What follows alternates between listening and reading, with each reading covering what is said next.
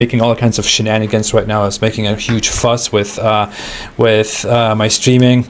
But anyways, we always have those problems. I always have those problems.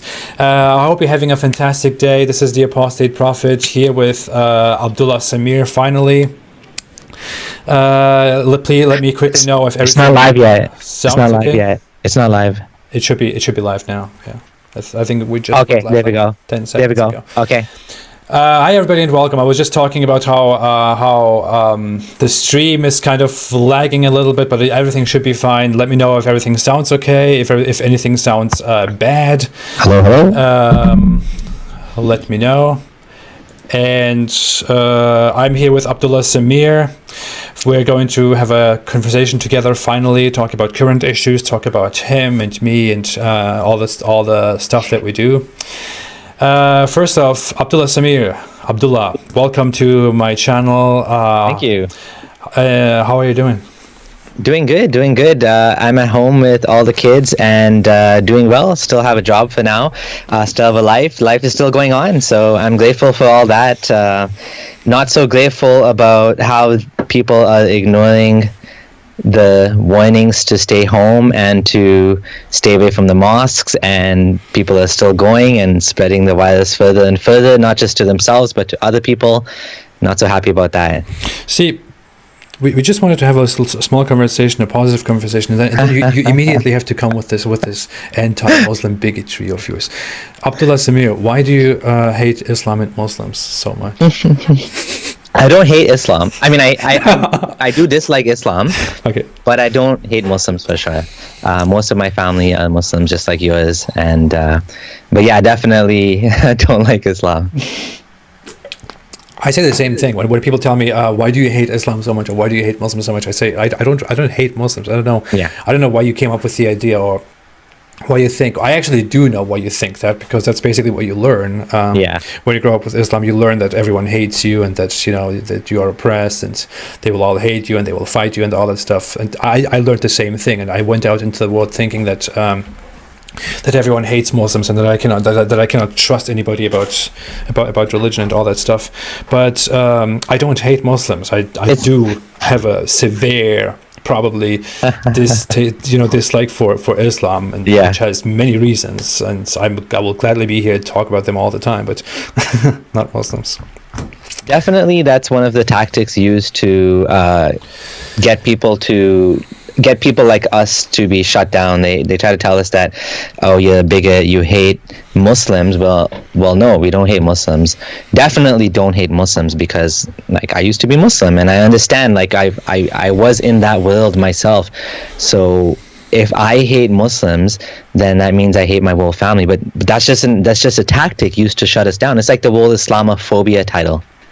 The whole word is so ambiguous. It's like, well, is it about Islam? Is it about Muslims? The intent behind it is obviously anti-Muslim bigotry, but then they should just say that, right? Because Islamophobia, the title, makes it sound like there's something wrong with not liking Islam as a religion. Yeah. It's absolutely true. So we have the current thing going on, the current COVID issue going on, the mosque issue going on, but and we want to come to talk about that, but I want to briefly come to you, because many of my viewers might not exactly know what you do, what your background is, and all that stuff, and I would like to take the opportunity to just for you to introduce yourself, your backgrounds. You are an ex-Muslim like me, but of course we have very different backgrounds, so can you briefly tell me and tell us where you came from, what it is about? So the interesting thing is, I was actually born in an Ismaili family. Ismailism is a small sect in the Muslim community, very small sect from the Shias, so probably 1 or 2 million in the world, and maybe up to 10 million, let's say. And a very liberal sect, a very easygoing sect, you could say. Like they don't pray 5 times a day. They pray in the morning and at night. It's not even based on the sunset and sunrise. It's just, the leader is a man who claims to be the 49th or 50th living imam, descended from Prophet Muhammad. So he's kind of like a pope figure. that gets to actually make the rules. He's a descendant of Muhammad, they claim, right? And he makes the rules. So he always talks about it's good to volunteer, it's good to go to Khane, which is a mosque, but you should also get educated in the world. So that was kind of the religion I was born into, a very easygoing religion. But then when I was in my teenage years, around 18, I had some Sunni friends in my high school that told me that you should read the Quran. And I started to read the Quran, and I'm like, this religion that I'm following is very different than what the Quran is teaching. And as I looked more into it, I started to feel that Sunni Islam was better and it was more accurate. That's what I thought at the time. And I'm like, Ismailism is so watered down, and it's not even like hardly anything to do with what the Prophet taught anymore, right? So I'm like, yeah, I'm going to become Sunni Muslim. And after that, I deep dived into Sunnism, into Islam. And I started to pray 5 times a day, and eventually I gave up Ismailism. For some time I was kind of in the middle, and then I started going to the Islamic events, the conferences, and this was all in Canada, right? So in Canada, in the public school, I actually converted to Islam. We used to have Jummah prayers at the school, and I even gave a Jummah khutbah once. I think it was on materialism or something, I don't remember now. And as things progressed, I started to get more and more into the religion. The funny thing is, did I ever consider that maybe the religion was wrong? Well, not really. I did look into it a little bit. And even back then, this was like, I don't know, like decades ago, right? Like 2 decades ago, there were websites against Islam, but they were mainly Christian websites. So Answering Islam had an article about, does the sun set in a murky pool? And I remember reading that article, and I was like, hey, this is a problem in the Quran. But then I think, what a lot of people don't understand is that religion is a very emotional thing, and we do things mainly as human beings for emotional satisfaction first, and then rationality after. So I converted, and I was like, I'm going to be part of this community. I was like born again Sunni, and eventually what happened was I started to make everything in my life around Islam. So I would avoid banking jobs. I didn't get a mortgage. I had a big family. I got married to another Muslim convert. She became Muslim before she met me, and she converted to Islam, and we got married, and we were living this Islamic life together, right? And as things went on, it was just like I was just becoming more of someone that wanted to promote the religion. I was like, this religion is the best thing ever, and I have to tell everybody. So I started a website called lightuponlight.com. The website's still up to this day. It's still up, and you can still see that this is what I did. I wasn't like what you would call a scholar. Some people try to say, oh, he was a scholar. I wasn't a scholar. I was just a guy that wanted to do the right thing and wanted to be on God's good side, because I was like, this is a really, really mean, nasty God. I didn't say it in those words, but it was a scary God. Allah is scary, right? He terrifies his believers into submission, and either you do what he says or else.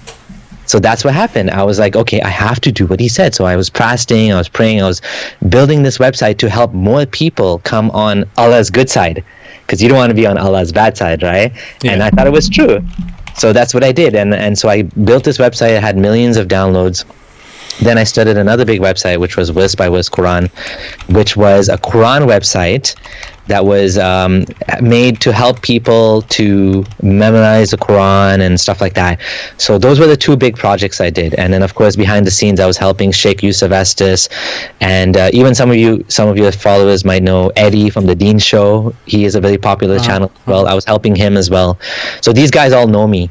And eventually, at one point, this was 5 years ago, I started to have some doubts. So things started to catch up. My scientific literacy, which was very, very low, I never studied science in my life, started to get me knowledge. The knowledge that I got from science helped me to start seeing that the Quran had problems. And this is how it all started. And then the next thing that happened was the story of Dhul Qarnayn. When I started to look into it, I was like, well, this is interesting, because this doesn't make any sense, that there's this guy Dhul Qarnayn, and he had built this big dam to keep out this Gog and Magog, and things started to fall in place, that I started to realize that, hey, Islam cannot be false. It cannot be true. So when this happened, after all of this thing happened, now I was like, I have to do something. Like, here I was telling all these people Islam is true. My younger brother became more religious because of me. Like, all of these people were becoming better Muslims and becoming more religious. I remember so many people that I influenced. I'm like, I have to make up for that. I have to show people that this is actually. And I thought, hey, once I show people, they'll just accept it. But lo and behold, I was so wrong. It's so much more difficult than that, to just like, convince people, because like I said, people are emotional. So that's my journey. That's how I got to where I am now. So it is interesting. You never see. I was just recently looking into the whole Ismaili branch. I talked about that with Imam Tawhidi. Actually, we very briefly brought it up, about how there was an Ismaili caliphate in the past, the Fatimid caliphate, and that was the only kind of Shia government, the only actual big Shia state that existed. But they are currently not around. And Imam Tawhidi was kind of trying to brush Ismaili off as a thing, as just a wrong offshoot of Shia Islam, while they were quite dominant back in the day. And It's interesting though. I didn't know they still have this whole thing going on. This still imams going on, and still So the 46th imam or so. Yeah, I think it's 49 or 50. The 12ers are actually known as the 12ers, the mainstream Shias. The reason they're called 12ers is because they say Imam Mahdi, the 12th Imam, is in hiding. Now, Ismailis decided to continue that past 12, and they kept going to this day, which is where this guy claims to have his spiritual authority. But of course, one of the things I used to ask my dad was like, you believe this guy is, the light of God? And he's like, yeah. And like, so you believe he knows everything? Because Shias have this idea that all the 12 imams have knowledge of everything. Yeah. So then I'm like, so he knows we're talking about him right now? He's like, yeah. I'm like, so if we call him on the phone, he's gonna say, hello, Samir? He's like, yeah. I was like, okay. Now, I think he knew this wasn't actually true, but he was like, to me, faith is blind. I'm not going to analyze and be rational about my faith. This is my faith. And so he just believed it. Like, he didn't want to really, dissect it and challenge it. But I was like, this doesn't make any sense. Yeah. So do the Ismaili also believe that there's this thing? So you just kind of talked about that, but the whole Mahdi issue. Mahdi is a very, very big thing in Shia. No, they don't have anything to do with. I think because the Imam is still living, they're not waiting for the 12th Imam. They're like on 49 or whatever, 50, right? So they don't really care about Mahdi. Like, I never once heard anything about Mahdi. I never once heard anything about heaven or hell. I even had to ask my Ismaili relatives, is there even heaven and hell in Ismailism? Like, I've never heard Aga Khan ever. He's called Aga Khan, which means the King of Kings. I've never heard him talking about heaven and hell. And they don't talk about that. So it's not important to them. Like, it's totally different. Like, the religion, it's not at all like Sunni Islam. It's so different, right? It's more based on I guess, more based on deeds and morality, and it's more based on volunteering and being a good member of society, and you'll find Ismailis also tend to fit in a lot more. Like they'll actually blend into the society a lot more. They're not like, you wouldn't find them with big beards and looking different. They kind of tend to fit in more, right? It's part of the culture of the religion. So the religion is more modern. It's more like influenced by Sufism and this sort of like spiritual way of looking at things, and it's like the esoteric meaning of the Quran, not so when it says you have to wash before praying, they're like, oh, we're spiritually washed, we don't need to actually wash, and stuff like that. And the prophets, when they say don't get drunk, they mean don't get drunk on this life. Do not get drunk on the love of this life. It's all about like hidden meanings, but all Ismailis have to give Aga Khan 12.5% of the wealth, gross wealth. Sure. So if you're earning $100,000, you have to give them $12,500. Now there's no way to. It's all voluntary, so to speak. But my dad used to tell me that, if you don't do this, then something bad can happen to you. Like, there's some superstition around it too in the community, and they feel like if you don't do this, then maybe you won't be blessed in your life, so they all give 12.5%, and the more committed members give 25% of their wealth to the imam. And this guy's a billionaire. Aga Khan is a I shouldn't say billionaire, millionaire, multi-millionaire. He has property all over the world, and they do a lot of charitable work too. Like, I was born in Aga Khan Hospital, so there's hospitals and schools and stuff they do as well. But to me, it's just like a big religious scam, That is crazy. That is crazy. It is. It sounds to me more like a thing, like a sect that focuses more on the what Muslims call the batini part of exactly. Islam, which is the how do you describe it? The deep the spiritual, the deeper part of Islam, which is rather than the apparent, the Zahiri part. Exactly. More about, which is more about laws and the life manifestation of Islam in practice. It's like kind of the opposite of Salafi. Yes. kind of. It reminds me of how Sufism is. Like, I grew up in a Sufi environment, for example, which is, for those who don't know, which is Islamic mysticism. It is still Sunni Islam. So we were still Sunni Muslims. We identified as Sunni Muslims, but we would also abide by tasawwuf, which is mysticism. So according to that mysticism, it is we still believe in the same thing that other Muslims believe in. We still believe in the same thing that, for example, most of these traditionalist, fundamentalist Muslims believe in, but it is just we give much more importance to matters that are about spirituality and the deeper meaning of faith and your relationship with God and stuff like that, rather than being so strict and executing Allah's will on the people of society and stuff like that. So and you know what? I think it's actually better. This version of Islam is actually better because, like you said, it's more private. It's more about private practice than. Like implementing the law on people, which is why Islamism is such a problem, because it's all about forcing Islam, legislatively, whereas, this is more like, they want to pray or whatever privately to God. It's less harmful, honestly, right? It is. But the thing is, it is also very diluted. I mean, oh yeah. I think about, when I think about, I study religion quite a lot, and when I think about religion, I disagree with a lot of people with people's definition on what religion is good, or what makes religion good and what makes religion bad. And my perspective and my definition of what makes religion bad is not necessarily that the religion is just that the religion is intolerant or aggressive or violent. I think further beyond that, I think there is something about religions that is quite a great candidate for me in making religion bad, which is when it becomes extremely diluted and kind of crazy to such a level that it makes people extremely superstitious and extremely apathetic about life and about solutions to life and about work and efficiency, in that it drags society back into the past, or that it makes them just completely inefficient. When I look at Sufi Islam, that's what I see. I don't absolutely. I don't see that they are as violent and as aggressive and intolerant as the Salafi Muslims, but they are just very deluded and very apathetic to such an extent where I think this is not good for society. This is not good for humankind.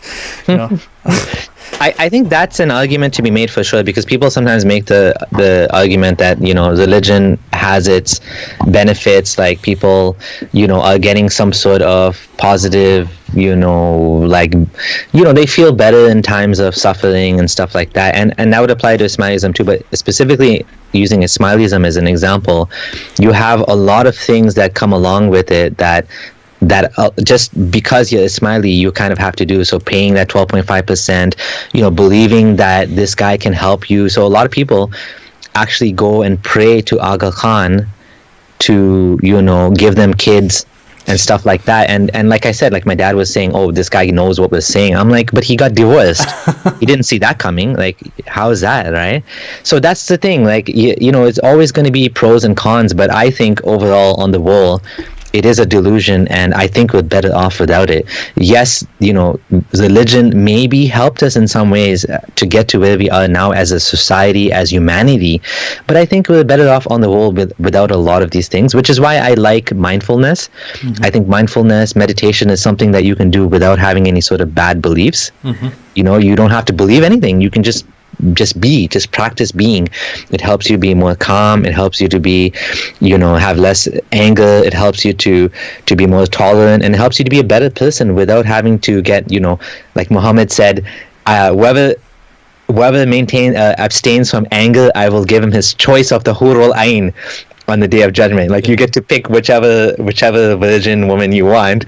It's such a silly, like, childish way to treat humans. Like, you treat them like little kids that need little toys as gifts, right? Like, no, we don't need to be treated like children. We should do things for the sake of being a better person, not because someone's going to give us a toy. You know what I mean? Well, it kind of worked well when you look at philosophy.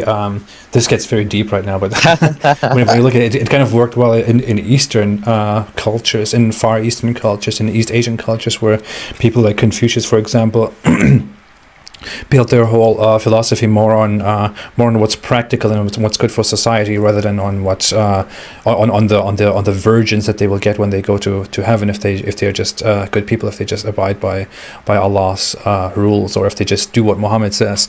So it could have been different. I'm personally not an anti-theist. I'm personally not strictly against religion. I think that when I look at it from a greater perspective, there is something that I appreciate about religion in our history, although it might have indeed contributed to bad things in our society, in our human civilization.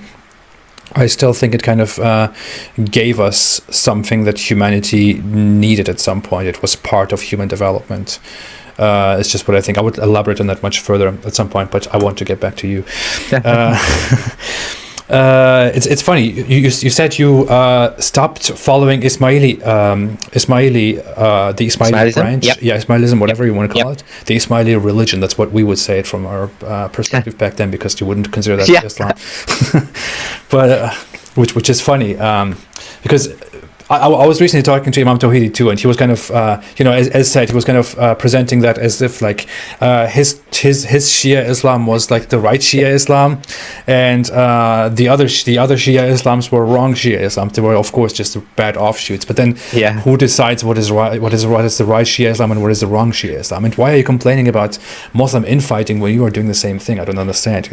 Yeah, that's the thing with religious sects. Religious sects are the strongest way of seeing very clearly that the whole thing is made up, because there is no right and wrong at the end of the day. It's just your opinion versus someone else's. Like, oh, was Islam supposed to be ruled by, like, was Ali supposed to be the caliph? Well, according to Muhammad, he never left any sort of guidance when he died. He didn't leave any guidance when he died, which was shocking for the leader of this final religion that was supposed to be not just a private religion, but also like have a like a government. Why wouldn't he tell anyone what was happening? Why wouldn't he? And now Shias will say there's a conspiracy by the Sunnis, like Abu Bakr and whatever, to not let him write it down. That's what they say, actually. They say that there's a hadith that says he wanted to write down something, and they were like, oh no, he's lost his mind. Yeah. But like, really? Like, you believe God allowed such a... Because when Muhammad died, there was this huge chaos in the community, right? There was infighting, there was apostasy, there was the Ridda which was like a lot of the Muslims decided, we're not going to pay zakat anymore, and if you want it, you're going to have to fight us. So all of these people left Islam when Muhammad died, right? And it became such a problem that his own wife Aisha started fighting with his son and Aisha, his wife, was fighting with Ali, right? Now imagine that. Ali, his son-in-law / his cousin, fighting with his wife. Yeah. And this was like a physical fight with swords. Like they were trying to kill each other. So, I mean, that's kind of embarrassing for the last and final religion to leave such a mess like that, right? And then who's to say who's on the right side, who's on the wrong side? Some people will say, well, she shouldn't have done it, and probably she shouldn't have fought him. At the same time, there was some sort of chaos going on. All of this chaos happened because Muhammad didn't leave a clear plan behind, right? Yeah. Well, according to Muhammad, he was. It is just a giant mess. I mean, as you said, we could even go so far to say that when Muhammad died, people were more focused on how to continue his succession and the Islamic banner. They were more concerned with that than with actually taking care of the dead Muhammad. Yeah, and it was all about fighting about who leads the Muslims, who is the leader, who deserves it and who doesn't deserve it, and all that stuff. And if you look at the hadith, the sources of what Muhammad actually is reported to have said, it was just very vague. I mean, he is supposed to have said, if I had left a successor, it would have been this guy, or if I had left a successor, it would have been this guy. So conflicting reports. And then in other reports, he says that soon after he dies, there will be like, things will go down very soon, and and the end times will come and all that stuff. So it is just a giant mess. Muhammad came along. He was severely deluded. He gave people an extremely deluded message that he succeeded to give them because he was a good manipulator.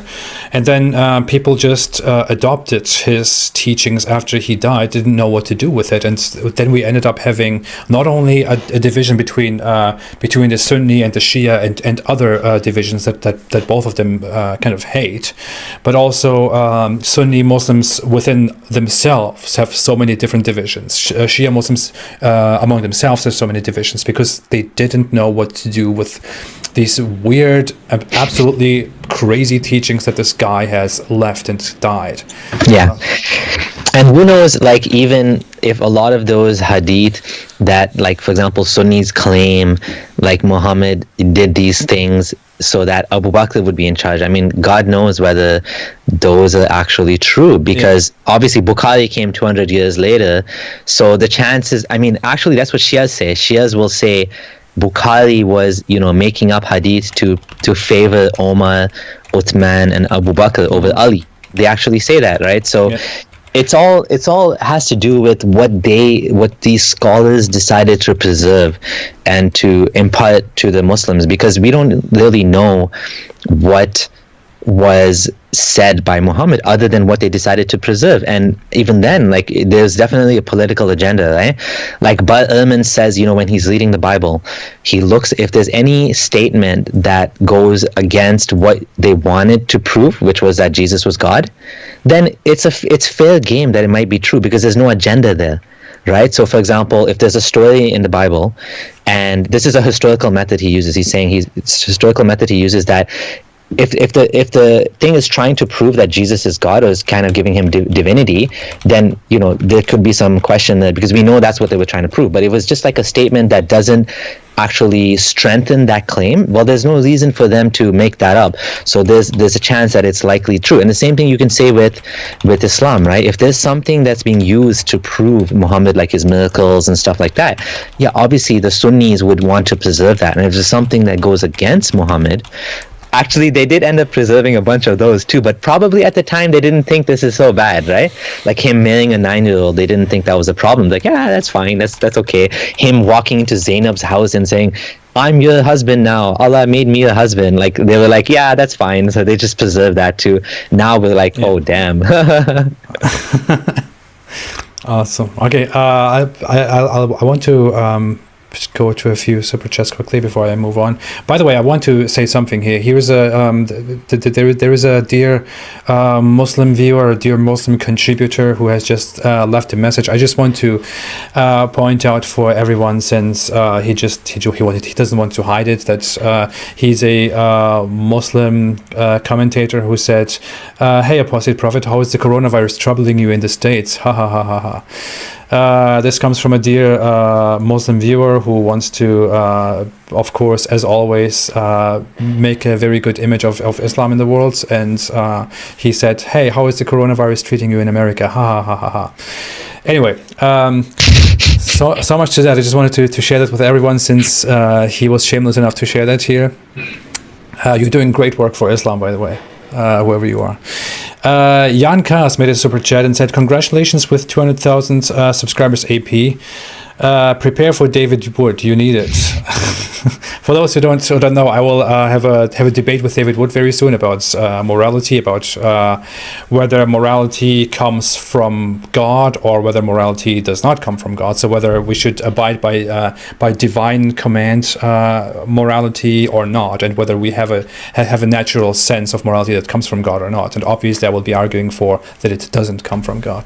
So that will be happening soon. We haven't yet decided when to start publishing our work, but it will not be live. It will be here on our channel. So David Wood will make his opening statement. I will make mine, and then we will make responses and so on. So it will be kind of a huge debate thing for all who are interested in such a debate between an atheist like me and a Christian like David Wood who want to debate morality and God. Stay tuned for that. And some other super chats. Monica Furtado made a super sticker. Thank you so much, Monica, for that. Solitary Emmy made several super stickers, 4 of them. A fox or something with hearts, and then a unicorn, and a burger, and popcorn. Thank you so much. I guess you're really enjoying that right now. And Paul Anderson made a super chat saying, "Love your work and keep going." Thank you so much, Paul Anderson. Thank you so much. I will keep reading those super chats as they come in. And if you want to attach questions to them, I will lovingly take questions and talk about them here with our dear friend Abdullah Samir. Abdullah, we have a lot of, whenever it comes to you and me, like when we talk or when people compare you and me, there is always this thing happening. Like, there are many people who kind of disagree with my approach because I'm kind of more ruthless, I would say. Antagonistic? Yeah, antagonistic, whatever, and I'm kind of more assertive. But then others disagree with yours because they think you're too peaceful. But then we have others who agree with mine because they think, I'm very harsh, and that's good. And then there are others who agree with you because they think, you are very reasonable, and that is actually much better. And then there are those who appreciate both of us, and then there are those who hate both of us. So I just think it is great that we both do this, that we both exist. It's absolutely. If our approaches are different, I totally appreciate the fact that you are here, that you are doing that, and I'm doing that, and that we are different. Definitely. We definitely need different approaches to, I actually used to think that, obviously I think my approach is better, but what I've seen is that there's a lot of people who actually mention you, a lot of Muslims. I used to think, Muslims would never listen to this guy. He's he's calling the prophet this and that. But the fact is, you actually do have an outreach, and you are reaching Muslims, and that's amazing. Because my initial thought was that your audience is mainly non-Muslims. But when I get messages, and we get a lot. I don't know if you get, but I get a bunch of private messages saying, "Thank you guys so much," and and they mention you by name. They're like, Ridwan helped me, and you helped me, Hassan Radwan helped me, and I'm sure you get tons of those as well. So definitely it's working. I think the way you put it out there, when you show how ridiculous and absurd Islam is, it shakes people's faith, because they're like, well, this guy is showing how is making it look so dumb. So either one of two things happens. One, they're gonna have to go into defense mode. And I think because of that, you get a lot more hate mail than me, and you get a lot more abuse than me, and you get a lot more insults and attacks. And 2 is they will actually think about what you're saying, and sometimes they'll even apologize. So that used to happen to me a bit, and nowadays I don't get a lot of that, but definitely this sort of shock and awe approach has its benefits too, right? Because people will see that, well, this is ridiculous. So either this guy's completely wrong, well, maybe he's right, and it brings people to the audience, right? Because it has a bigger reach, you know what I'm saying, in some ways. Well, I appreciate that. I appreciate your perspective. I personally, of course, think that my approach is the better one, and I don't need to defend that. It is obviously objectively true. Just kidding. No, I of course I receive a lot of messages from people who I mean, I have received so many messages. I saved them. I don't want to publish them, but of people who were like, "Hey, I started listening to you, and it made so much sense, and I've left Islam." And it motivates me each time to get those messages. And the thing is, I think when I'm offensive, when I make fun of things, and when I'm kind of when I kind of appear a little bit very sarcastic and offensive, I just first off, I get a kick out of it. I like it. I'm sorry, I just have to say that I like it. I'm very proud of it. But on the other hand, I think it is just a good approach to make Muslims listen, because when they are offended, and when they feel offended, when they feel like, what the hell, he can't say that, then they start to listen, and they start to hear what I'm saying, and it spreads among them, because they share my stuff and how shameful and how disgusting it is, and then they just spread the virus, and which is so you're calling yourself a virus now? Yeah, it's probably a bad analogy, right? Especially right now at these times, but that's kind of how it happens, and I appreciate that, and the thing is, I get, from those same people, I get those responses too, who say, "Hey, you and Abdullah Samir have helped me. You and Abdullah Samir have helped me out of this. Hey, I listened to Abdullah Samir, and then I listened to you. Hey, I listened to you, and then I listened to Abdullah Samir." And I see this thing, we both have these different approaches, very different approaches, but we both have like so many people who listen to both of us, and to appreciate that, and to appreciate the perspective, and come and get out of Islam. And I just love that. I love that is happening. Sometimes I think, like, how dare you compare me to Abdullah Samir?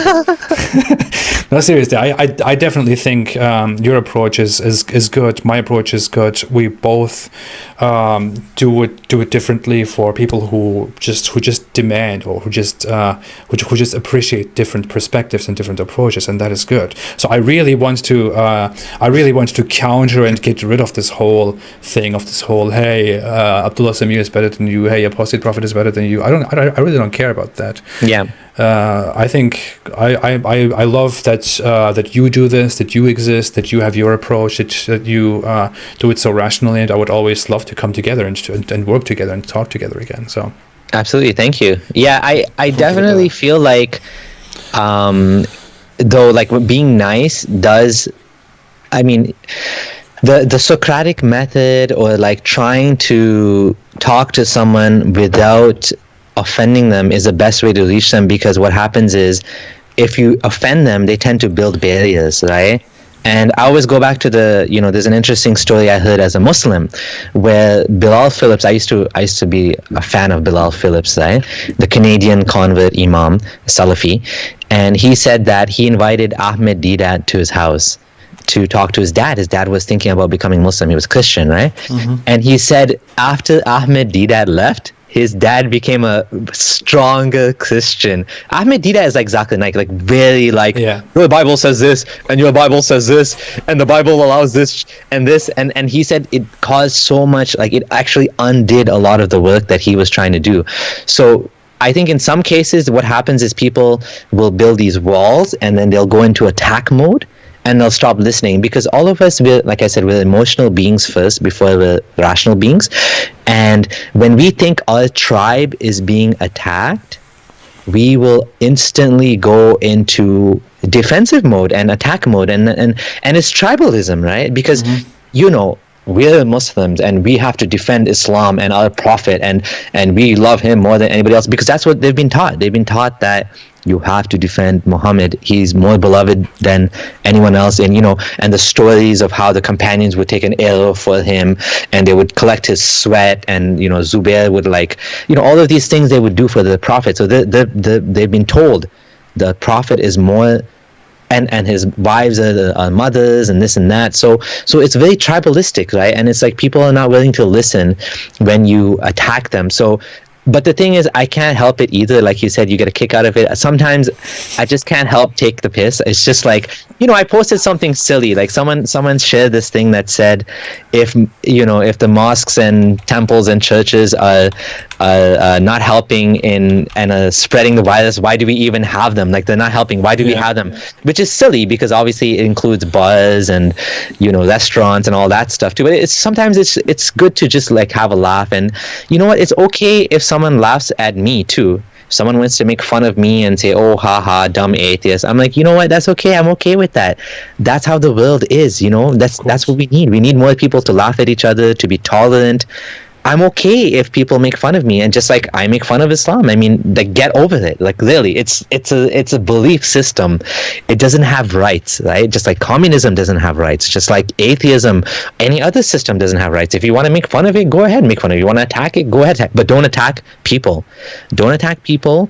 Don't attack individuals. They have rights. People have rights, you know, for their own, you know, beliefs. People have right for their own sexuality. People have a right to be themselves, right? And they have a right for respect and dignity. But religions, I don't think, have a right. No, they don't. Yeah. Anyway, if you praise your own approach over mine one more time, I will have to mute you. I should go on without you in this conversation. Seriously, I mean, it's kind of also a thing. I think, you know, I grew up. I lived in Turkey and have conversed with people over there and with Muslims in the Muslim world very much. And I kind of feel this thing. I sometimes get messages from people who are in Arabic speaking countries, you know, who are in the Arab world and who are ex-Muslims there. And they text me and say and ask me why I have such a soft approach. What the hell, man? Like, you know, there are those people, you know, people who live in that world and who think that I'm not doing enough and that I should be more, that I should talk about. I don't even want to say these things, but you know, I think people in the Arabic world have, and Pakistan, the ex-Muslims, they're definitely appreciate what we're doing even more than the apostates in Canada and America and New Zealand, Australia, because they're silenced, right? They can't talk about these things, and they want to say what you're saying. They want to say that. They want to say, well, Muhammad was an immoral, unjust, oppressive, like, evil man. In many ways he was no better than Genghis Khan or any other dictator of that era, right?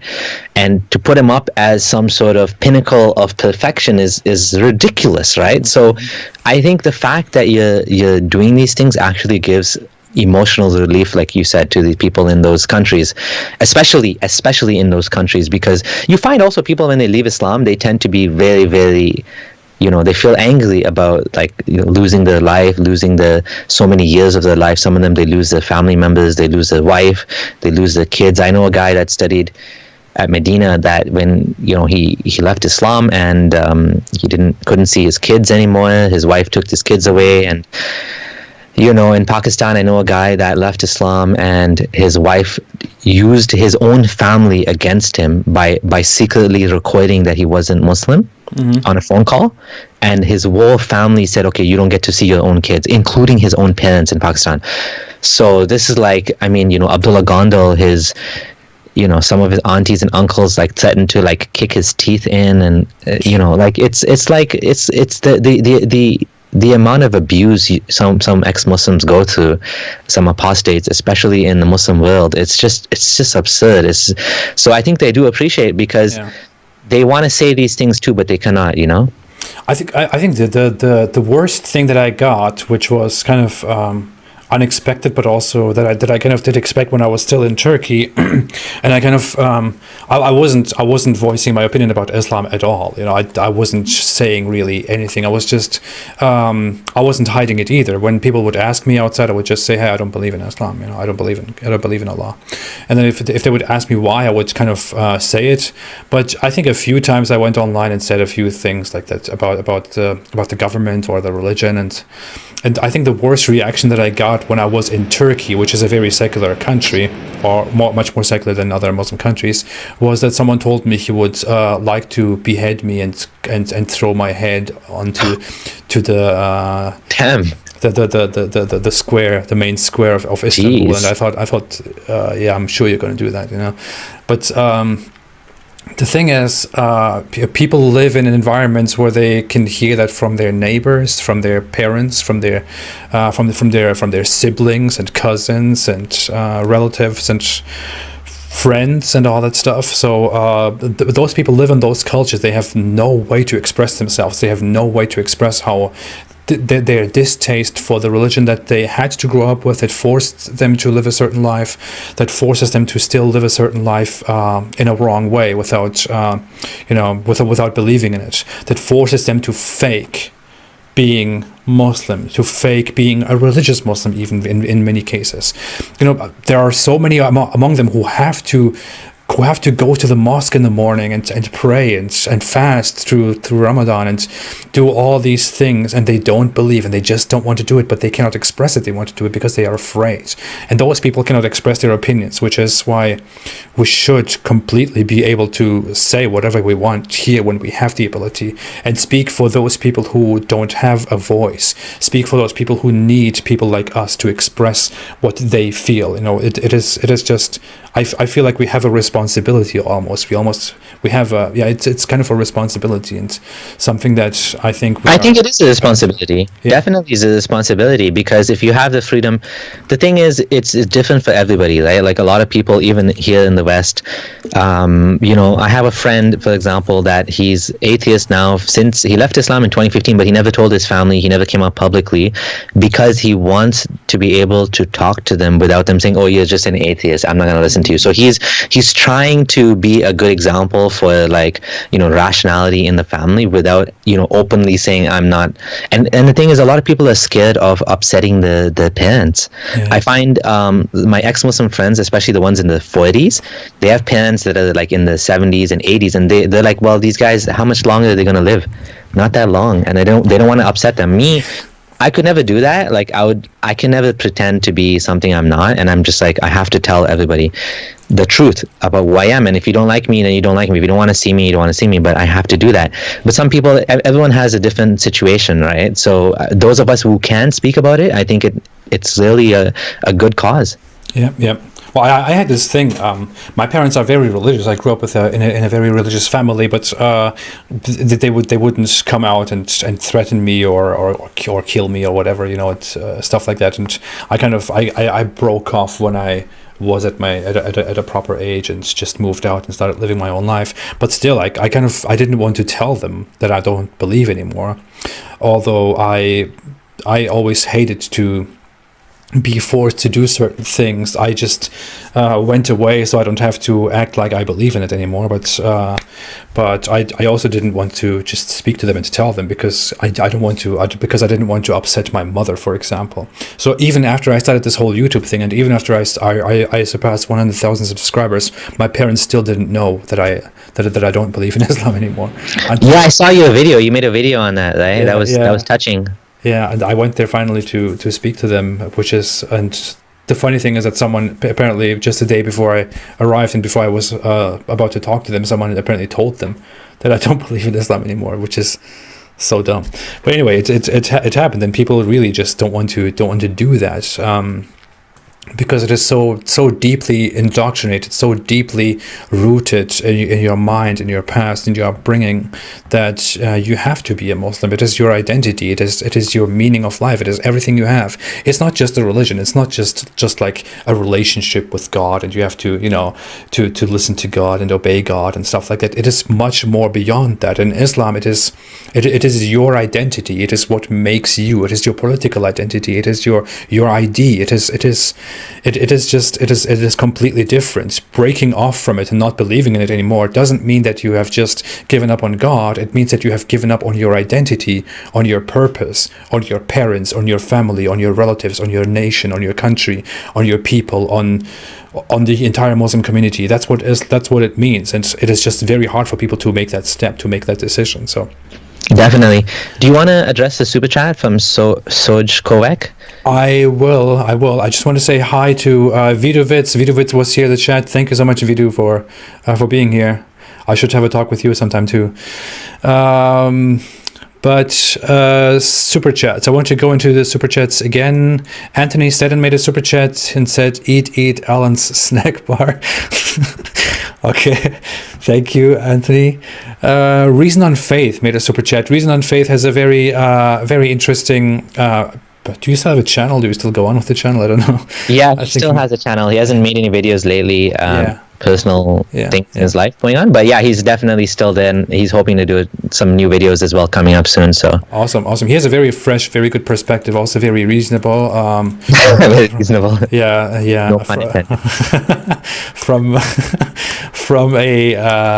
From an ex-Ahmadi perspective, but he has a very good outlook on Islam. So I would definitely suggest following him.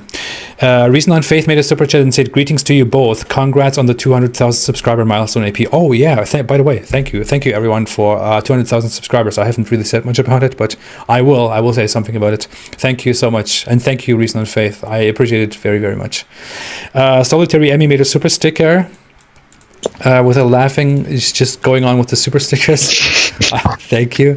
And Sojkovic made a super chat and said, "It seems that Muhammad is more important than Allah himself in Islam. Some thoughts about this? Hello anyway." I would definitely say he's more important than Allah in practice among people, especially when you offend Muhammad. But go ahead, Abdulah Sami, what do you want to say about that?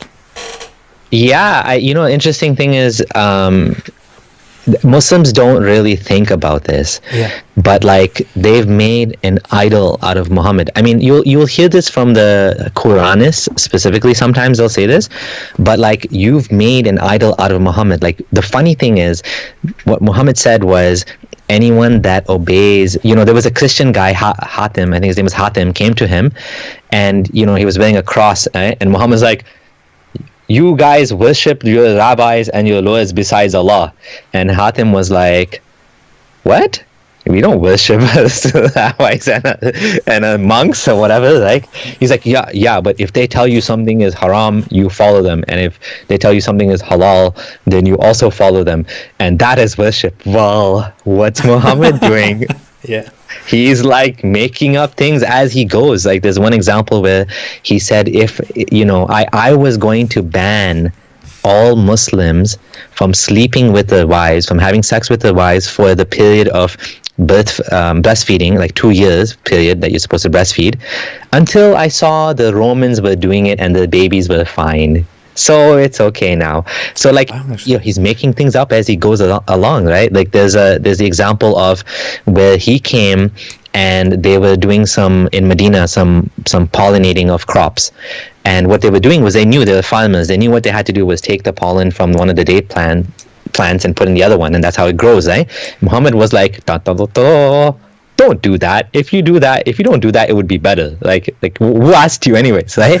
But he said that, and then they came back to him and they're like, "The plants didn't grow," and he's like, that's when he said, "Well, if I tell you something about religious matters, then listen to me, and if I tell you about worldly matters, I'm just a man." Yeah. Like, what? Like, really? Damn, like, you just debunked yourself completely. It's so funny, but like, like, Muhammad is an idol. Like, Muslims in every way are worshipping Muhammad according to his definition of worship. Adoring him, obeying him, like. Even the companions themselves, they were like collecting his sweat. Like, his aunt would collect his sweat in bottles. When he did the wudu from the water, they would try to grab the water and drink it. There's even a narration that Zubair, one of the big companions, drank his blood. Like, this is like, if this is not idolatry, every time you mention his name, you have to say peace and blessings be upon him. In every single prayer, you're mentioning his name. Like, every time, like this, and you're supposed to love him more than anybody else. Like, what is this? This is not idolatry. This is not worship. What is this then? If he, I believe, if Muhammad would have said, "I'm God," it wouldn't have made any difference. Yeah. Like, it would have been the same. It could have been the same religion, and he would have said, "I'm God," and still would have been the same religion. Mm-hmm. Like, practically speaking, I made a thing about this, actually. I made a video about this a while ago, like half a year ago or so, which I called The Cult of Muhammad. And this was basically about the topic where I was trying to point out how Muslims claim that they are just following him as a prophet of Allah, but practically they are basically worshiping him. Practically, it is basically worship. It is basically idolatry. It is basically putting him on a place of worship with Allah. I mean, it is. There are so many things that you could say. There are their overprotection of Muhammad, their sensitivity towards saying anything about Muhammad, their sensitivity when it comes to disagreeing with Muhammad, for example. And many people might not notice, but in Sunni jurisprudence, it has been a long tradition there is a thing, I forgot what it's called. You might remember that, but things that make you a kafir, or words of kufr. To do takbir? Yeah, and it was long considered it was long considered kufr, so blasphemy, to explicitly disagree with something that Muhammad said. So which means if Muhammad said this is good, and you say, oh well, I disagree with it, I think this is bad, then you have blasphemed. And that is an act of blasphemy, which means you could be called a disbeliever. Yeah. So that is a criteria that Muslims actually believed in for a very, very long time. That was actually a part of Islamic teachings, a part of Islamic scholarly teaching. So according to that is pure idolatry. That is pure a worship of Muhammad. There is simply no other explanation for that. That is ridiculous. You cannot become a non-Muslim, a disbeliever, simply because you disagreed with something that Muhammad said, because his words are so authoritative. But you don't even have to go that far. I think it starts at a very fundamental place with Islam, which is if you want to be a Muslim, according to Abrahamic religion, your purpose in Abrahamic religion is to believe in God, and to follow God, to believe in one God, and to follow his commandments, to follow his his covenants. In Islam, it should normally be the same. In Islam, it should normally be the same that the requirement of being a Muslim is that you believe in Allah, or that you believe in God, and you believe in the one God, and you follow the one God. But Islam has a second requirement for you to be a Muslim. The second requirement is not only to say, I believe in Allah, but also to say, and that Muhammad is his messenger. You have to acknowledge, in order to be a Muslim and to avoid hellfire forever, that Muhammad is his messenger. You not only have to believe in Allah, in the one God, which is the primary purpose of Abrahamic religion, but also that Muhammad is his messenger. Some people may compare this to Christianity and may say, well, what about Christianity? But the thing is, in Christianity, Jesus, whom Christians worship, is supposed to be worshipped because he is God. He's supposed to be worshipped because he is believed to be the Son of God and God. Yeah. You might say that from a monotheistic perspective, that is blasphemy. Okay, fine. You might say that. But the thing is, Christianity is consistent within itself, in that it says Jesus is God, which means that we worship him as God. But in Islam, Muhammad is a mere human, a mere prophet, a mere messenger, like messengers before him, as the Quran says. But you virtually worship that guy. You virtually make a cult around that guy, which is very shady. And in Islam, there's a hadith that says there's going to be 73 sects, and all of them are going to hell except for one, right? And different Muslims will add more conditions based on that. For example, Sunni Muslims will say Ahmadis are not Muslim, even though they pray, they fast, they do the 5 prayers. Like, I used to be in university, I used to have an Ahmadi guy. He was one of my friends, but he never told me he was Ahmadi. And then he used to lead the prayers sometimes, and I used to lead the prayer. And then one day I found out he was Ahmadi. I'm like, oh my God, all those prayers I did behind him, are they now invalid? He's a fake Muslim. He's Ahmadi. Because you can't tell. They're like 100% Muslim, except for they don't exactly believe that Muhammad. Hello? Abdulah, you just froze. I don't think you can hear me. Reconnecting. In a second. Can you hear me still? Oh, now I can hear you. Now you are back. I don't see you, but I can hear you. Okay, good. Yeah, so for every sect, they add additional rules and regulations about, what is considered to be a Muslim. And the funny thing is, by the way, I was going to say in the Islam that you were brought up in, the Sufi Islam, they are willing to use weak hadith. So you find even more questionable things like serious, like if you want to say worship, like as a Salafi, I was like, astaghfirullah, I don't worship Muhammad, it's bid'ah, haram, kufr, whatever. But Sufis are like, Muhammad is the light of the universe. The whole universe was made for Muhammad, and if it wasn't for like, you know more about this than I do because you probably heard this shit. Like, there is a hadith that Sufis often mention that they completely see as authentic and mention it, and that they love to bring up all the time. I learned that too when I was when I followed Sufi Islam, which goes, which according to that hadith, Allah spoke to Muhammad and said to him, if it weren't for you, I wouldn't have created the worlds. That is what Allah says to Muhammad. If it were not for you, Muhammad, I wouldn't have created the worlds. That is what Sufis actually, or what I wouldn't say all Sufis, but what many or maybe most Sufis believe in, that Allah created everything, all of us, the entire universe, just because of Muhammad. Those people It's crazy, right? It's so insane to believe that. Even as a Muslim, I was like, I heard someone say that once, Imam, and I was shocked. I'm like, oh, like that's odd. Yeah. And I wanted to kind of add to the point you made, which I thought was a really good point, which is that when you find with Christianity, the theology is more consistent, and especially when it comes to Jesus, I think the biggest example of inconsistent theology is Jesus in Islam, because Jesus, he has no father. Like all of a sudden, Allah decides just for random reason, this guy has no father, and then he's also the Messiah. And he's also like, Jesus is al-Masih in Islam, right? And he's also like all of these attributes. He's a word of Allah. He's a spirit of Allah. Like he has all these attributes assigned to him that don't make any sense if he's just a normal man in Islam. And it's like, well, why was he born without a father? In Christianity, well, because God is his father. In Islam, it's like, just because, like what? Yeah. You know what I mean? It was a very dumb mistake. I wanted to make a video about this long ago. It was Islam should never have adopted Jesus. It makes no sense at all. Islam should have never included Jesus as a prophet of God, as an important figure, because it as you say, it makes absolutely no sense at all with the whole doctrine and the whole theology of Islam. It makes no sense. It basically just comes down to Jesus came for no reason at all, and he failed. He did nothing at all. Yeah.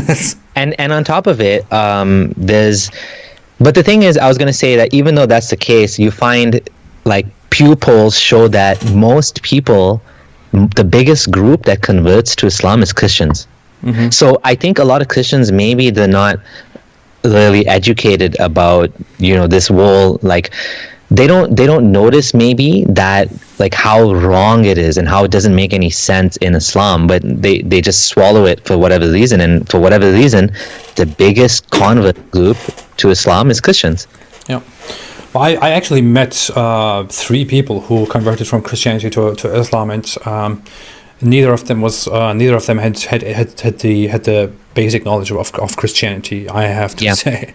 Yeah. I know tons of people like that. I know tons and tons of Christian converts to Islam in real life and online, obviously. They convert to Islam. They say, hey, I was a Christian, I converted to Islam. And then they start parroting all the, like, most basic fallacies, talking points, right? That Muslims make about Christianity. Yeah. That's not true. You have no idea what you're talking about. Yeah, you know what? Yeah, even as an atheist, it honestly drives me crazy when I hear this Muslim talking points about Jesus. Yeah. It just pisses me off because they're so wrong. They're so wrong. Like the thing, I'll give you an example. I hear Muslims saying, nowhere in the Bible does it say Jesus is God. And when I say this, I'm like, oh my freaking God. Did you even read the Bible? Have you read John?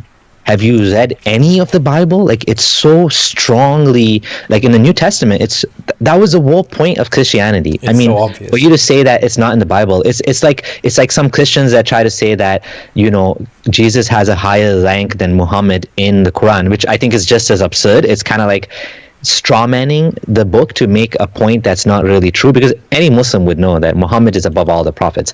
But some Christians will try to kind of convince Muslims in the same way. But when Muslims do it, it just drives me crazy. And I'm like, do you guys even study Christianity at all? Do you see like such simple mistakes in Islam that someone should have known better if he was actually God? For example, the whole thing about Jesus having a gospel, whereas what the Injil is for, there's 4 Injils, there's the four gospels. It's not just one gospel that Jesus, and it wasn't revealed to Jesus. It was written after his death. So like that's like a freaking big huge error right there in Islam, right? And they say he was given an original book, but the books that they now have are different. That's not what's meant. But then in the Quran obviously speaks of the Injil that they have in their possession. Yeah. What is that? It makes no sense.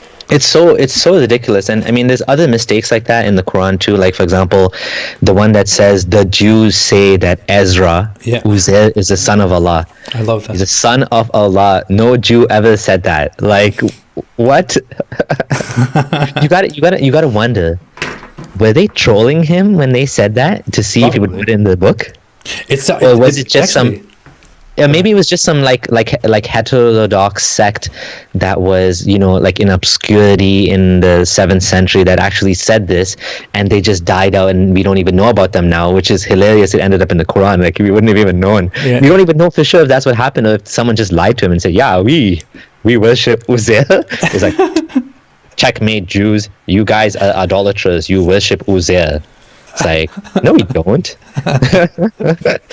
I think there is a lot of that stuff, actually. I mean, we have, when you look at the Hadith, we have a lot of reports in which Jews come or supposedly come and ask Muhammad questions to test him. And then Muhammad proudly responds to them, and then they go away, and he's like very proud. And in some Hadith, he's deeply offended by their questioning and by their questions. And it just sounds to me very much like the Jews were just having having fun with him. They were just trolling him and just coming and asking him stupid questions, and he would then just make up responses, and they would go back and would be like, oh yeah, you are right, and then they would go back and just laugh among each other.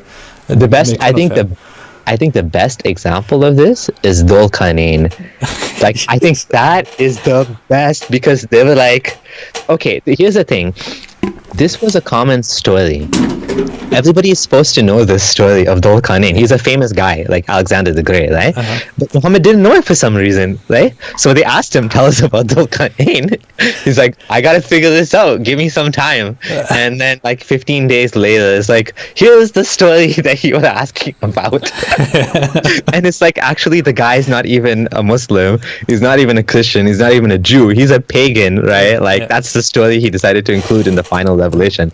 And now, of course, at the time, you know, evidence seems to show that the Jews and the Christians believed he was a monotheist, because they didn't have the historical data. It was just like a myth, right? So it's not surprising that Muhammad included this basically this myth in the Quran, right? That's exactly what we would expect, right? I think that's the biggest example of, and I think it was the Jews that were asking these questions again. I don't know if it was the Jews or not, but whoever it was not the people living in, because the Jews were known as the people. No, it was Christians, I think. Okay, it was a people. These were people of civilization. They had walls. They had, you know, books. They were known to be people that read. Whereas the Arabs, the Arabs of Muhammad's time, they were known to be illiterate. They didn't have a real civilization or anything, right? And so the Jews used to poke fun at them, and they used to say, "Well, you guys don't know anything. Like, what do you guys know? Like, we have cities and we have all this stuff, and you guys don't have anything." So, I think that there was a little bit of inferiority complex going on there between the people, the Arabs and the Jews at the time, the Arab Jews. And, you know, eventually I think Muhammad got angry that they didn't accept him. So he had to like take matters to, you know, the next level. But I think one example is also the whole thing, this story with the 7 sleepers, which is something that I learned so romantically when I was growing up as a Muslim. That there were these 7 guys who slept in a cave for 300 years, and then they woke up because they were persecuted in their city, and then they woke up 300 years later and went outside. They thought only a few hours had passed, and then they found that the entire city has changed, and they have all become monotheists who worship God. And when you look at the story, just it is just some Christians or some people come and ask Muhammad about these 7 sleepers, or about the people of the cave, and then Muhammad doesn't really know how to respond. So he just he hears what they say, he hears the rumors, and then he gives people a response about how there were 7 people, or 3 or 5 or 7 who spent time in a cave, and then they woke up, they were persecuted, and then it's even included in the Quran that way. But the Quranic account of the whole story is wrong. It's not in alignment with what people actually know, with what people clearly know, like about how many they were and what their names were. Like the Quran gets it all wrong. It's because, again, someone came and asked Muhammad about something, or Muhammad heard it somewhere, and then he just started making up his own story. And it's funny that the Quran talks about how they were arguing about the number of the people in the cave, and I was taught as a Muslim that this is one of the amazing things about the Quran, is that it ignores insignificant details. But the funny thing is, it gets a lot of details wrong, like specific details wrong. So it's actually a mistake that Muhammad made. It's not that it's divine wisdom, because like there's so many examples of things that the Quran mentions that it could have just been silent upon. Like, it didn't need to say that. And when it does that, it actually proves itself wrong, right? Yeah. Like, for example, saying that the 7 heavens, saying that the heavens and earth was split, and the heavens was raised, and that the sky, is held up by pillars that you can't see. There's so many things that, like, some of these apologists will bring up and say, oh, this is just poetic, this is just a figure of speech, this and that. But like, it's clearly 7th century vernacular in a way that they would have believed it, including Muhammad, right? So to me, that was one more thing that made the whole house of cards fall down. It's just that if Muhammad would have thought this, and everybody else would have thought this, and this is what's in the Quran, what reason do we have to believe this is actually from some divine being? Yeah, exactly. Okay, so we wanted to talk a little bit also about the whole coronavirus issue and what's going on with mosques and Muslims and all this stuff. I kind of wanted to not go very long, over an hour. I wanted to quit soon, but maybe we can have a few more minutes or 10 minutes to talk about that stuff. I think you are more you have been more following that issue. Since the coronavirus is going around, people are advised to not go into large crowds and to stay at home, to spend more time in isolation or with their families. But we have reports. I believe I saw a report from India where a huge coronavirus spread goes back to one mosque, for example, or that there are different groups like the Tablighi Jamaat or something like that that are completely defying the whole coronavirus lockdown. And that's definitely what's going on now. And I think it's not just the Tabligh Jamaat. The Tabligh Jamaat is a huge problem because they tend to travel everywhere. They sleep. I actually went for Tabligh Jamaat once, believe it or not. Tabligh Jamaat is a kind of Sufi leaning, for people that don't know, Sufi leaning sort of movement that believes that it's their duty for the men to leave the women and kids and families behind and go live in the mosque for up to 40 days, sometimes even 4 months at a time. You can also go for 3 days or 7 days. I just went for 3 days just to try it out. Obviously, I was single at the time. And you're sleeping on the freaking carpet of the mosque. You're like living in very close, like gathering together, and then you go door to door to people's houses to call them to come to the mosque, and then when they come to the mosque, you kind of have this big talk and try to convince them to join you and go for Jamaat. And this whole thing has caused the outbreak to spread further and further. Not just that, there was in South Korea there was what's known as a super spreader.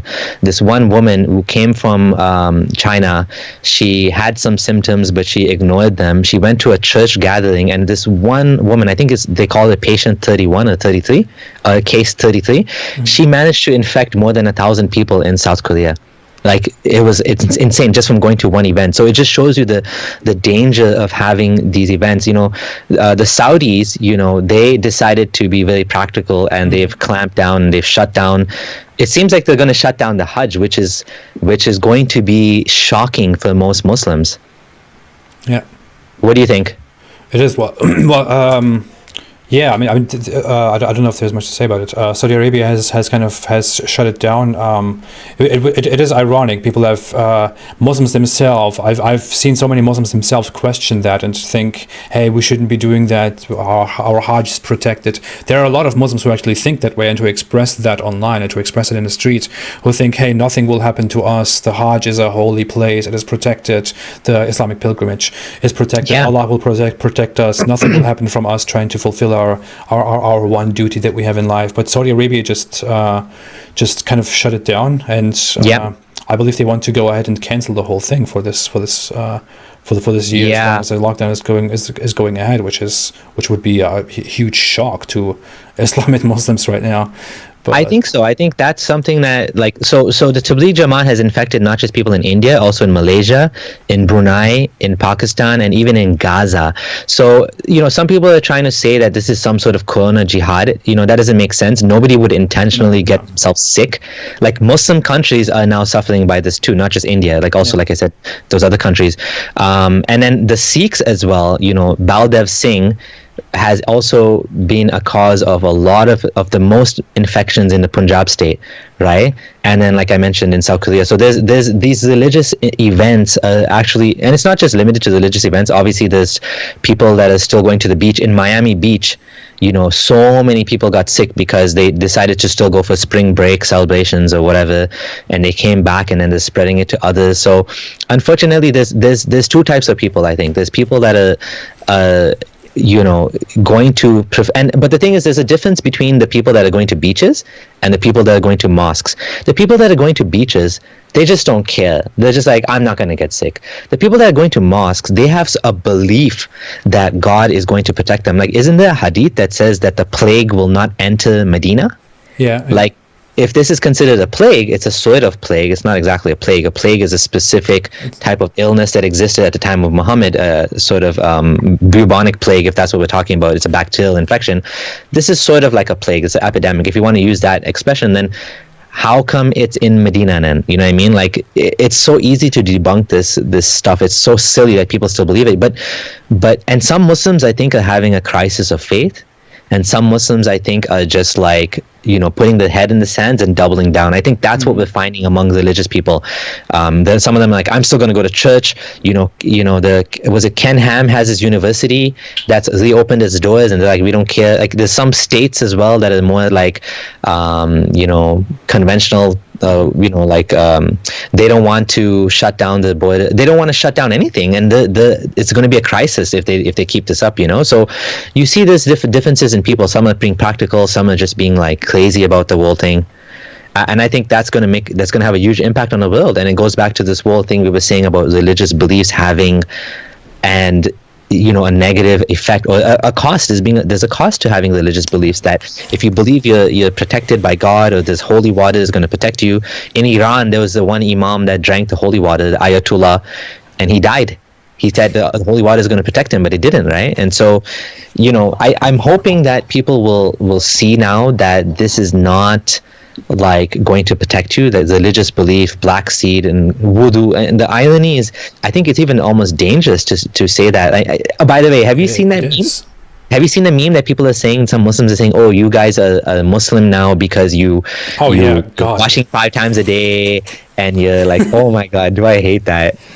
They're saying you are almost halfway there to Sharia and stuff like that. So it is so dumb, so ridiculous. Yeah, it's so ridiculous. It's like avoiding buzz and shaking hands, washing the hands 5 times a day, covering the face, and the whole niqab thing. Like, now they're saying, oh, niqab, look, everyone hates niqab, now we're all wearing niqab. Well, no, it's different.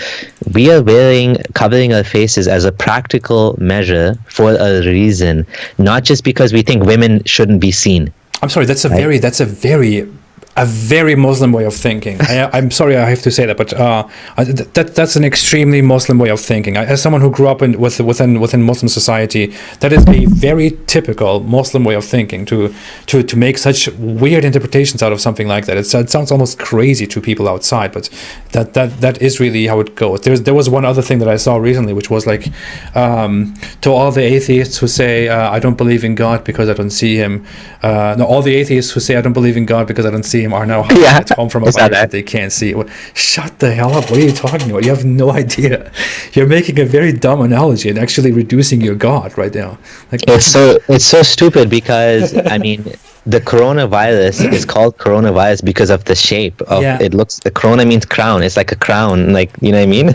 You can see, you can put it under a microscope and you can see it. You can see the virus. You cannot put Allah under the microscope and see Allah. That would be pretty dumb. That would kind of be a funny idea to put Allah under this microphone and to look at this tiny Allah who waves at you and who asks you if you've done your daily prayers. That's not why that's not how it works, dear ladies and gentlemen. So really, when it comes to how some Muslims claim that Islam protects you from this coronavirus and how if you followed Islam you wouldn't get this coronavirus, I sometimes want to just make a whole video about how Islam doesn't protect you from the coronavirus, but then I think it's kind of lame to talk about coronavirus and Islam right now. I don't know why. But some people are saying like we shouldn't talk about these things because people are dying and stuff like that. But the thing is, it would maybe help to clear some misconceptions that are dangerous to Muslims. Yes, because people hold on to these beliefs and put themselves in danger because they believe that if they followed Muhammad, who didn't say anything helpful at all, on the contrary, he said very dumb and very scientifically illiterate stuff about diseases, to follow him, that would protect Muslims. It is simply wrong. Muhammad didn't believe that people could infect each other or that animals could infect each other. That's what he believed very clearly. There's a hadith that says that meat rots because of the sins of the Beni Israel, the Jews. Yeah, because of Israel. And then because women are disobedient to their husbands. You have to throw that part in there too. So if your steak goes bad, it is the Jews' fault. Literally, it's the Jews' fault. And seriously, when we say you can blame everything on the Jews, that's not an exaggeration. You see that Muhammad himself in a hadith said that meat decays, meat rots because of the children of Israel, meaning the Jews. And that women betray their husbands, which is a very very Muslim view, because of Eve. So there you go. That's how helpful Islam is. That's how helpful Muhammad is. Exactly. I think, not religious beliefs and also pseudoscience and also conspiracy thinking, all of these things are very dangerous because they are actually making the situation worse. I mean, man, it just upsets me so much. There was this one video someone forwarded to me that was a Muslim kind of live stream, and they had this Muslim, I don't know if he's Muslim or not, Muslim doctor, or I don't know if he's Muslim, but anyways, it was like he was saying all of these stupid things that really piss me off, like drink hot water and lay down reclined and like you won't get sick. I'm like, you're gonna get sick. The virus is not going to sit in your nose and wait for you to, like, you put a humidifier. He's like, put a humidifier in your nose. Like, that's not how germs work, and you're a doctor and you're saying these things? Like, come on. The virus doesn't sit in your nose and wait for you to kill it. It goes all over your body within seconds. Like, once you touch your nose or touch your mouth or whatever, your eyes, it's going to go in your body within seconds, instantly, basically, right? You can't sit there and, I'm going to take a hot shower now and clean out the coronavirus from my nose. Really? No, it does. Like, doctors and, this pseudoscience and homeopathy, this famous Indian actor was saying homeopathy can kill the virus. Like really, please just stop. You're going to kill more people with this, because people then they're not going to take the actual advice, the good advice, and they're going to think they're protected because of these stupid things, and then they're going to die and they're going to make other people sick. Yeah. Awesome. So best would be to follow advices. I would also recommend everyone to wear masks. Just do it. Don't listen to those who think it is unnecessary. Taking some precaution like this, is better than taking none.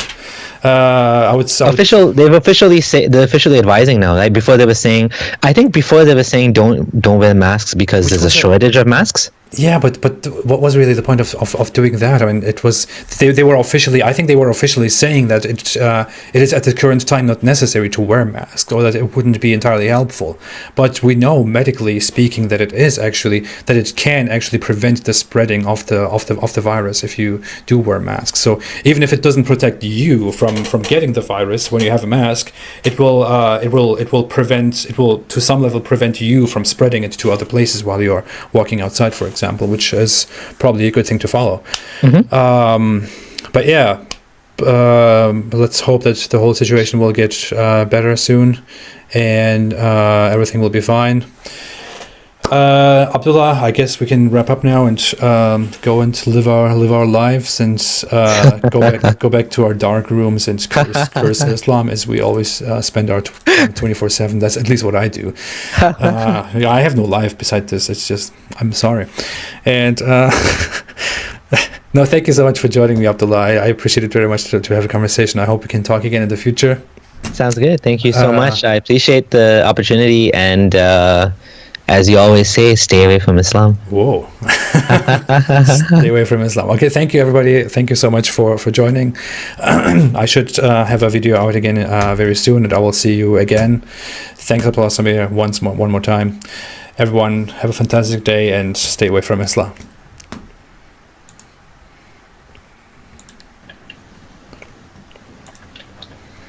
Da da dee da dum, da da dee da dum. I'm still not offline.